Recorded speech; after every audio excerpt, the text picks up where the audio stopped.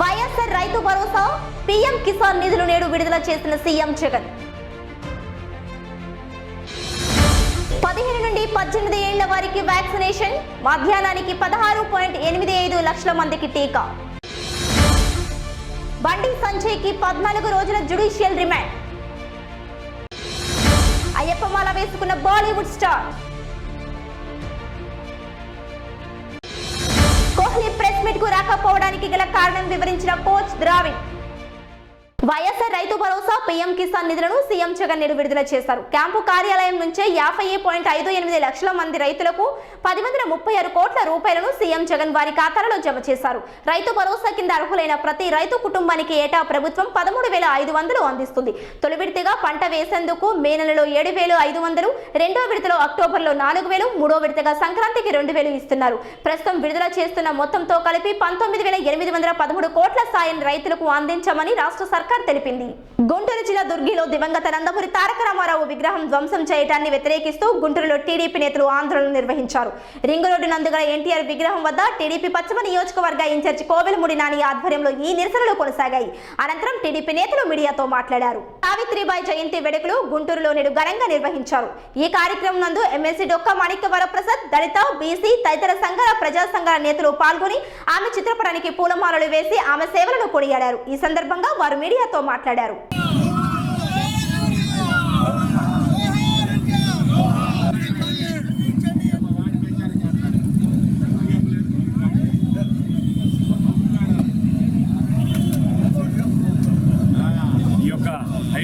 IDBI bank Saibaba road సెంటర్లో ఈ division అధ్యక్షుడు కొమ్మినేని కోటేశ్వరరావు ఆధ్వర్యంలో ఇక్కడ నిరసన కార్యక్రమం చేసాం. దీని ముఖ్య ఉద్దేశం మనందరికీ తెలుసు. నిన్న సాయంత్రం జడ్పీటీసీ కుమారుడు దుర్గి మండలంలో పల్నాడు ప్రాంతంలో తప్పదాగి మా పార్టీ వ్యవస్థాపక అధ్యక్షుడు నందమూరి తారక రామారావు విగ్రహాన్ని గుర్తుపెట్టి ధ్వంసం చేస్తున్నాడు. మనందరం సోషల్ మీడియా ద్వారా తెలుసుకున్నాం.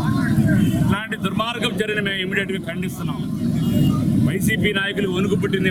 నిన్న మా నాయకుడు దూలగడ్డి బ్రహ్మారెడ్డి గారిని ఎప్పుడైతే మాచర్ల ఇన్ఛార్జిగా ప్రకటించారో అక్కడ మా ఎంటైర్ కాన్స్టిట్యున్సీలో తెలుగుదేశం పార్టీ కార్యకర్తలు అందరూ రోడ్డు మీదకి వచ్చారు. 2.5 సంవత్సరాల నుంచి వీళ్ళు తప్పుడు కేసులు పెడతా భయభ్రాంతులు చేసి, మీకు అందరికీ తెలుసు మా నాయకుడు చలో ఆత్మగౌరవ అనే ప్రోగ్రాంలు కూడా పెట్టారు. ఎందుకంటే గురువులు వదిలిపెట్టి వెళ్ళిపోయారు దెబ్బకి, ఇలా అరాజకాల దెబ్బకి. ఎప్పుడైతే మాకు బలమైన నాయకుడు మళ్ళీ తిరిగి వచ్చాడో వెంబడే వీళ్ళకి వణుకు పుట్టింది. వణుకు పుట్టి ఏం చేయాలో తెలియక ఈ విగ్రహాలు ధ్వంసం చేయడం మొదలుపెట్టారు. మళ్ళీ వీళ్ళ క్యాడర్ని ఎట్లా యాక్టివ్ అవుతారో తప్పుడు కేసులు పెట్టి మళ్ళీ లోపల పెడదామని చెప్పి మేము దీన్ని పూర్తిగా ఖండిస్తున్నాం. ఖబర్దార్ వైసీపీ నాయకులారా, మీరు ఇట్లాంటి దుర్మార్గం చర్యలు చేస్తే ఇక్కడ ఎవరు ఖాళీ కూర్చోలేరు. మేము ప్రతీకార చర్య తీసుకుంటానికి సిద్ధంగా ఉన్నాం. అట్లాగే జగన్మోహన్ రెడ్డి గారు ఇమీడియట్గా తక్షణమే దీనికి క్షమాపణ చెప్పాలి, లేదా రాజీనామా చేయాలి. గుంటూరు అహల్య హాస్పిటల్ ప్రాంగణం నందు అహల్య హాస్పిటల్ వ్యవస్థాపకులు డాక్టర్ ఎస్జీఎస్ కృష్ణారావు గారి జన్మదిన వేడుకలు ఘనంగా జరిగాయి. ఈ సందర్భంగా ఏర్పాటు చేసిన కేక్ ను కట్ చేసిన అనంతరం హాస్పిటల్ సిబ్బంది జన్మదిన శుభాకాంక్షలు తెలియజేశారు.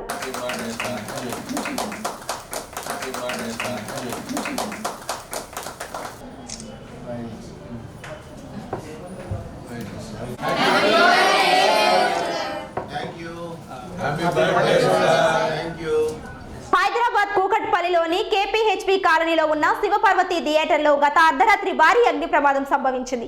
ఒక్కసారిగా చెలరేగిన మంటలు థియేటర్ మొత్తాన్ని చుట్టుముట్టాయి. హాల్లోని స్క్రీన్, కుర్చీలు, ఇతర సామాగ్రి కాలి బూడిదయ్యాయి. మంటలు పెద్ద ఎత్తున ఎగిసిపడడంతో పైకప్పు కుప్పకూలిపోయింది. అయితే ఆ సమయంలో థియేటర్లో ఎవరూ లేకపోవడంతో పెను ప్రమాదం తప్పింది. సమాచారం అందుకున్న వెంటనే థియేటర్ వద్దకు చేరుకున్న అగ్నిమాపక సిబ్బంది 3 గంటల పాటు శ్రమించి మంటలను అదుపు చేశారు. అనంతరం పోలీసులు కేసు నమోదు చేసుకుని దర్యాప్తును ముమ్మరం చేశారు. ప్రభుత్వంపై వెల్లువెత్తుతున్న ప్రజాగ్రహాన్ని పక్కదారి పట్టించేందుకు తెలుగుదేశం పార్టీ వ్యవస్థాపకులు దివంగత నందమూరి తారక రామారావు విగ్రహాల ధ్వంసానికి వైసీపీ తెగబడడం చాలా దుర్మార్గమని టీడీపీ జాతీయ ప్రధాన కార్యదర్శి నారా లోకేష్ అన్నారు. నిన్న దుర్గి, నేడు తాడికొండలో మహానాయకుడు ఎన్టీఆర్ విగ్రహాల విద్వేషంతో పగలగొట్టారన్నారు. వైసీపీ అధికారంలోకి వచ్చిన నాటి నుంచి ప్రతిపక్షం పైన ప్రశ్నించే ప్రజలపైనే కాదు, దేవతా మూర్తులు, మహనీయుల విగ్రహాలపైన దాడులు సర్వసాధారణమైపోయాయని నారా లోకేష్ పేర్కొన్నారు. ఎన్టీఆర్ విగ్రహాల విధ్వంసంతో వైసీపీ నేత పతనాన్ని విగ్రహాన్ని తామే కొని తెచ్చుకుంటుందన్నారు.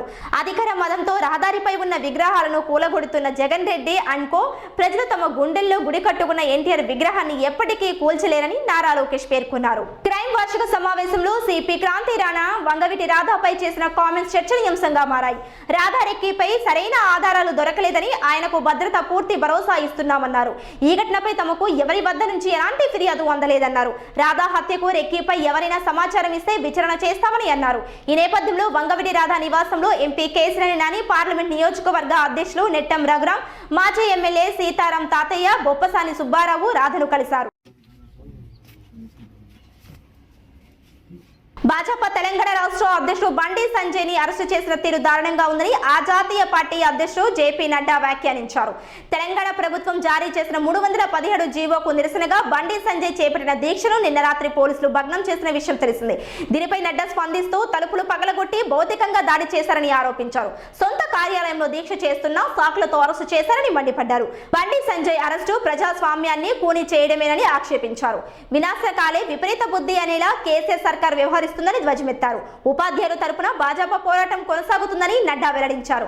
సత్యం కోసం పోరాడతాం, కేసీఆర్ ను ఓడిస్తామని పునరుద్ధరించారు. కేసీఆర్ సర్కారుపై న్యాయ పోరాటం కొనసాగిస్తామని పేర్కొన్నారు. సంజయ్ కు 14 రోజుల పాటు రిమాండ్ విధిస్తూ సెషన్ కోర్టు న్యాయమూర్తి ఉత్తర్వులు జారీ చేశారు. దేశవ్యాప్తంగా 15 నుండి 18 ఏళ్ల వయసు వరకు కరోనా టీకా పంపిణీ కార్యక్రమానికి తొలి రోజే విశేష స్పందన లభించింది.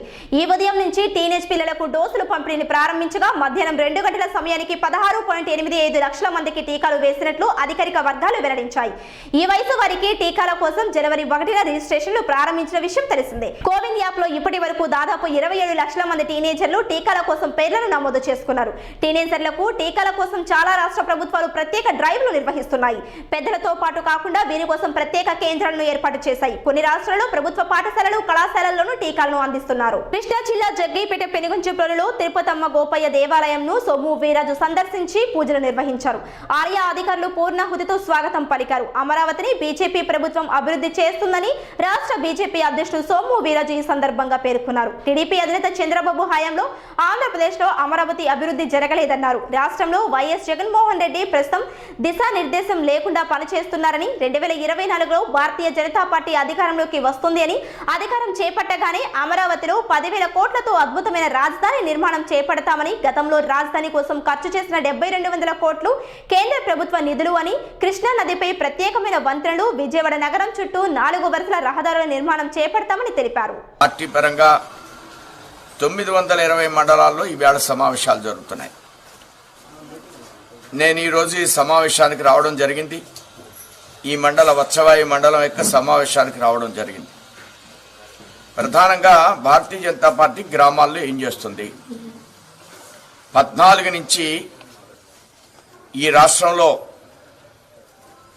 మోడీ గారి యొక్క కార్యక్రమాలు ఏ విధంగా జరుగుతున్నాయి, రాష్ట్ర ప్రభుత్వాలు ఏం చేస్తున్నాయి, 14 నుంచి ఈవేళ 22 వరకు, 22లోకి వచ్చేసాం కదా. 14, 22 అంటే 6-7 సంవత్సరాలు పరిపాలన పూర్తయి 8వ సంవత్సరం వస్తుంది. కానీ మోడీ గారు సైలెంట్గా సర్పంచ్కి డైరెక్ట్గా అకౌంట్లో డబ్బులు వేస్తున్నారు.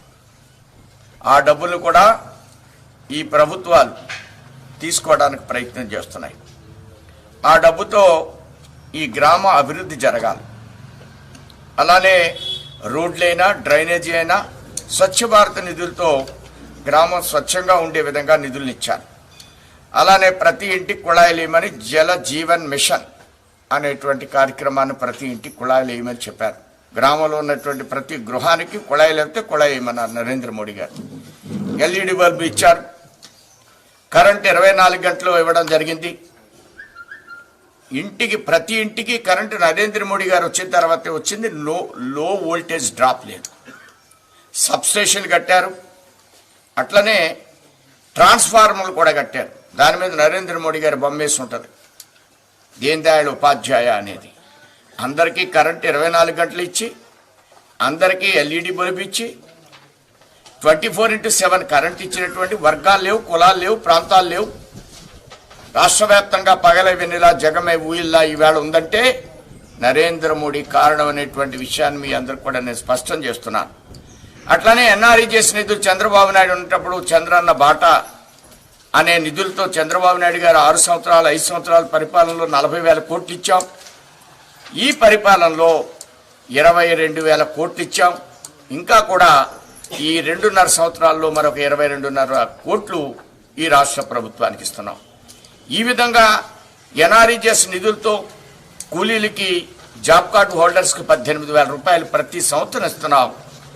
జాబ్ కార్డు హోల్డర్స్కి 18,000 రూపాయలు ఇస్తున్నాం. అలానే ఈవేళ రైతు భరోసా కేంద్రం ఎన్ఆర్ఈజీఎస్ నిధులతో, హాస్పిటల్ యొక్క బిల్డింగ్ ఎన్ఆర్ఈజీఎస్ నిధులతో, అట్లనే విలేజ్ సెక్రటరేట్ బిల్డింగ్ ఎన్ఆర్ఈజీఎస్ నిధులతో జగనన్న రైతు భరోసా కేంద్రం అంటే 90% మేము నిధులు ఇస్తే జగనన్న రైతు భరోసా కేంద్రం ఏంటి, జగనన్న హెల్త్ క్లినిక్ ఏంటి, జగనన్న సెక్రటరేట్ ఏంటి అని అడుగుతున్న. డబ్బులు మోడీవి, డబల్ స్టిక్కర్లు మీరేసుకుంటే గ్రామ అభివృద్ధి, మంచినీటి దగ్గర నుంచి కరెంటు దగ్గర నుంచి ప్రజల జీవనానికి కావాల్సిన ప్రతి అంశం కూడా ఈవేళ నరేంద్ర మోడీ మూలంగానే గ్రామాల అభివృద్ధి చెందుతున్నారు. మీరు అప్పులు చేస్తున్నారు, అవినీతి చేస్తున్నారు. ఈ విషయాల్ని తేల్చుకోవడానికి వైసీపీ ప్రభుత్వంతో మేము సిద్ధంగా ఉన్నాం. వాళ్ళు ఎక్కడికైనా ఏ వేదిక మీద అయినా సరే వచ్చి మాట్లాడతాం. 4 రోడ్ల వ్యవస్థ కానీ, 4 వేస్ కానీ, 6 వేస్ కానీ, గ్రామీణ సడక్ యోజన రోడ్లు కానీ, రైల్వేలో 65,000 కోట్ల అభివృద్ధి కానీ, 50,000 కోట్లతో 4 వేస్ కానీ,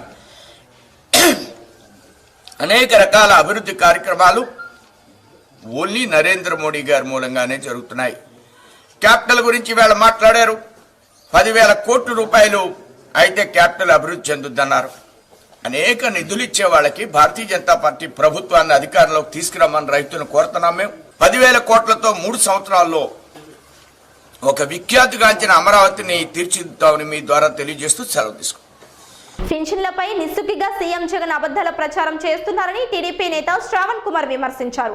వాస్తవాలను పక్కన పెట్టి పెన్షన్లపై ప్రచారం చేయిస్తున్నారన్నారు. కేవలం 5 లక్షల పెన్షన్లు మాత్రమే కొత్తవి ఇచ్చి కేవలం 250 రూపాయలు మాత్రమే పెంచి ఇప్పుడున్న పెన్షన్లపై నిస్సుగ్గిగా సీఎం జగన్ అబద్ధాలు ప్రచారం చేస్తున్నారని టీడీపీ నేత త్రణాని శ్రావణ్ కుమార్ విమర్శించారు.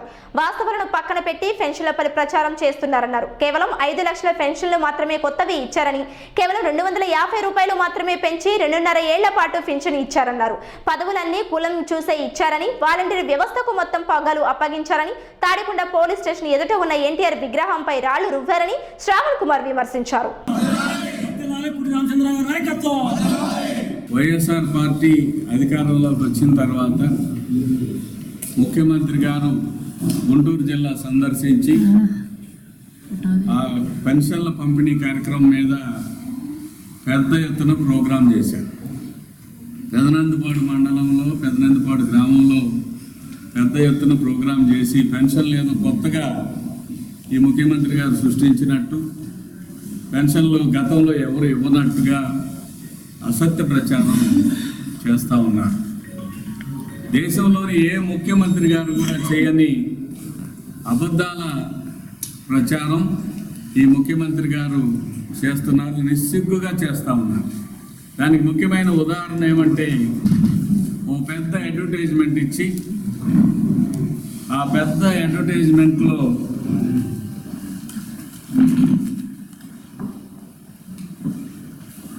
ఏనాడు కూడా ఎవరు కూడా ఇవ్వలేనట్టుగా, పెన్షన్లన్నీ ఈయన ఇస్తున్నట్టుగా, గత ప్రభుత్వంలో 39 లక్షలు మాత్రమే పెన్షన్లు ఇచ్చారని, ఆ పెన్షన్లు కూడా సక్రంగా రాలేదని అసత్య ప్రచారం. వాస్తవాలు మరుగుపరిచి ఎటువంటి పరిస్థితుల్లో కూడా వాస్తవం చెప్పని ఈ ముఖ్యమంత్రిని ఏమనాలో అర్థం కావట్లేదు. గుంటూరు పశ్చిమ నియోజకవర్గంలోని 24వ వార్డు కార్పొరేటర్ అరకా పద్మావతి ఆధ్వర్యంలో కంగరగుంట గేట్, ఇందిరాగాంధీ బొమ్మ సెంటర్ వద్ద 1వ లైన్ నందు 48 లక్షల రూపాయల వ్యయంతో నూతనంగా నిర్మిస్తున్న సిమెంట్ రోడ్డుకు శంకుస్థాపన చేశారు. గుంటూరు పశ్చిమ నియోజకవర్గ శాసనసభ్యులు మద్దలగిరి, ఎమ్మెల్సీ లేళ్ల అప్పిరెడ్డి, మేయర్ కావటి మనోహర్ నాయుడు. ఈ కార్యక్రమంలో GDCC bank chairman Rathamsetty Ramanjaneyulu, deputy mayor Sheikh Sajeena, ఇతర డివిజన్ల కార్పొరేటర్లు, వైఎస్ఆర్సీపీ ముఖ్య నాయకులు, కార్యకర్తలు, స్థానికులు పాల్గొన్నారు. గుంటూరు పశ్చిమ పశ్చిమ నియోజకవర్గంలోని స్థానిక 39వ డివిజన్లో ఉద్యోగ నగర్ మెయిన్ రోడ్ నందు 109వ నూతన వార్డు సచివాలయం ప్రారంభోత్సవం చేశారు. గుంటూరు పశ్చిమ నియోజకవర్గ ఎమ్మెల్యే మద్దలిగిరి, ఎమ్మెల్సీ లీలా అప్పిరెడ్డి, నగర మేయర్ కావటి మనోహర్ నాయుడులు. ఈ కార్యక్రమంలో GDCC bank chairman Rathamsetty Ramanjaneyulu, 39వ డివిజన్ కార్పొరేటర్, 39వ డివిజన్ ప్రెసిడెంట్, సచివాలయం సిబ్బంది, స్థానిక వైఎస్ఆర్సీపీ ముఖ్య నాయకులు, కార్యకర్తలు పాల్గొన్నారు. Telangana Congress chief Revanth Reddy corona బారిన పడ్డారు. ఈ విషయాన్ని ఆయన స్వయంగా ట్విట్టర్ ద్వారా వెల్లడించారు. తనకు కోవిడ్ సోకినట్లు నిర్ధారణ అయిందని చెప్పారు. జ్వరం, స్వల్ప లక్షణాలు కనిపించడంతో అనుమానంతో కరోనా పరీక్ష చేయించుకున్నానని, దీంతో కోవిడ్ సోకినట్లు నిర్ధారణ అయిందని తెలిపారు. ఇటీవల తనను కలిసిన వారు జాగ్రత్తగా ఉండాలని కోరారు. సిపిఐ జిల్లా కార్యాలయం మల్లయ్యలింగం భవనంలో ఏర్పాటు చేసిన విలేకరుల సమావేశంలో సిపిఐ జంగాల అజయ్ కుమార్ మాట్లాడుతూ రాష్ట్ర వ్యాప్తంగా 2022లో దేశంలో ఉన్నటువంటి అన్ని వర్గాల ప్రజలు కేంద్ర రాష్ట్ర ప్రభుత్వాలు అనుసరిస్తున్న ప్రజా కంకట విధానాలను వ్యతిరేకతను తీసుకురావాలని, ప్రజా ఉద్యమాలపై ప్రజలు సహకారం అందించాలని కోరుతున్నామని తెలిపారు. ఏఐటియుసి 17వ రాష్ట్ర మహాసభలు ఈ నెల 28, 29, 30, 31 తేదీలలో శ్రీ వెంకటేశ్వర విజ్ఞాన మందిరంలో నిర్వహిస్తున్నామని, 29న గుంటూరులో భారీ ర్యాలీ జరుగుతుందని, అనంతరం సభ జరుగుతుందని ఆయన చెప్పారు. దక్షిణాదిన అయ్యప్ప స్వామిని ఎంతో భక్తి భావంతో కొలుస్తారు. అయ్యప్ప మాలను ధరించి ఎంతో నిష్ఠతో భక్తులు ఉంటారు. సినీ పరిశ్రమలోని ఎందరో ప్రముఖులు కూడా అయ్యప్ప మాల ధరిస్తుంటారు. టాలీవుడ్ లో చిరంజీవి, రామ్ చరణ్, రాజేంద్ర ప్రసాద్, శర్వానంద్ వంటి ఎంతో మంది అయ్యప్ప మాల ధరిస్తుంటారు. ఇప్పుడిక భక్తి బాలీవుడ్ కి కూడా విస్తరించింది. బాలీవుడ్ స్టార్ అజయ్ దేవగన్ అయ్యప్ప మాలను ధరించారు. దక్షిణాది జ్యోతిష్కుడు బాల మున్నంగి వల్లే ఆయన మాల వేసుకున్నారు. గురుస్వామి వెంకటరెడ్డి ముంబైకి వెళ్లి అజయ్ దేవగన్ తో మాల ధారణ చేయించారు. అజయ్ మాల వేసుకున్న ఫోటోలు ప్రస్తుతం సోషల్ మీడియాలో వైరల్ గా మారాయి. టీమిండియా ప్రస్తుతం దక్షిణాఫ్రికా పర్యటనలో ఉన్న సంగతి తెలిసిందే. 3 మ్యాచ్ల టెస్ట్ సిరీస్ లో తొలి టెస్ట్ ను భారత్ కైవసం చేసుకుంది. మరోవైపు సౌత్ ఆఫ్రికా టూర్ ప్రారంభమైనప్పటి నుంచి అప్పటి వరకు కెప్టెన్ కోహ్లీ మీడియా ముందుకు రాలేదు. ఇది అందరికీ ఆశ్చర్యాన్ని కలిగిస్తుంది. దీనిపై హెడ్ కోచ్ రాహుల్ ద్రావిడ్ స్పందించారు. మీడియా ముందుకు కోహ్లీ రాకపోవడానికి ప్రత్యేక కారణం ఏమీ లేదని ద్రావిడ్ అన్నారు. తన 100వ టెస్ట్ రోజున మీడియాతో మాట్లాడతానని కోహ్లీ తనకు చెప్పాడని తెలిపారు. ఆ రోజున కోహ్లీని మీరు ఎన్ని ప్రశ్నలైనా అడగొచ్చు అని చెప్పారు. మ్యాచ్లను గెలవటంలో తన పాత్ర గురించి మీడియా ప్రశ్నించగా మ్యాచ్ ఫలితాలను తాము నిర్ణయించలేమని, అయితే జట్టు సభ్యులు మెరుగ్గా రాణించేలా వారిని సన్నద్ధం చేయగలమని సమాధానమిచ్చారు. కొన్ని రోజుల నుంచి బంగారం ధరలు పెరుగుతున్నాయి. కరోనా కొత్త వేరియంట్ ఒమిక్రాన్ భయాలతో బంగారం ధరలపై అధిక ప్రభావం చూపుతుందని, దీని కారణంగా ధరలు పెరుగుతున్నాయని నిపుణులు చెబుతున్నారు. సోమవారం దేశవ్యాప్తంగా బంగారం ధరలు స్వల్పంగా పెరిగాయి. దేశ రాజధాని ఢిల్లీలో 22 క్యారెట్ల 10 గ్రాముల పసిడి ధర 57,610గా ఉండగా, అదే 24 క్యారెట్ల బంగారం ధర 51,940 వద్ద ఉంది. హైదరాబాద్, విజయవాడలో 22 క్యారెట్ల 10 గ్రాముల బంగారం ధర 45,460గా ఉండగా, 24 క్యారెట్ల 10 గ్రాముల బంగారం ధర 49,600 వద్ద కొనసాగుతుంది. ఇక తాజాగా వెండి ధర హైదరాబాద్, విజయవాడలో కిలో 66,600గా ఉంది. బులెటిన్ ముగించే ముందు హెడ్లైన్స్ మరోసారి. వైఎస్ఆర్ రైతు భరోసా, పీఎం కిసాన్ నిధులు నేడు విడుదల చేసిన సీఎం జగన్. 15 నుండి 18 ఏళ్ల వారికి వ్యాక్సినేషన్, మధ్యాహ్నానికి 16.85 లక్షల మందికి టీకా. బండి సంజయ్కి 14 రోజుల జ్యుడిషియల్ రిమాండ్. అయ్యప్ప మాల వేసుకున్న Bollywood star. Kohli press meet కు రాకపోవడానికి గల కారణం వివరించిన కోచ్ ద్రావిడ్. మరిన్ని అప్డేట్స్ కోసం చూస్తూనే ఉండండి ABC న్యూస్.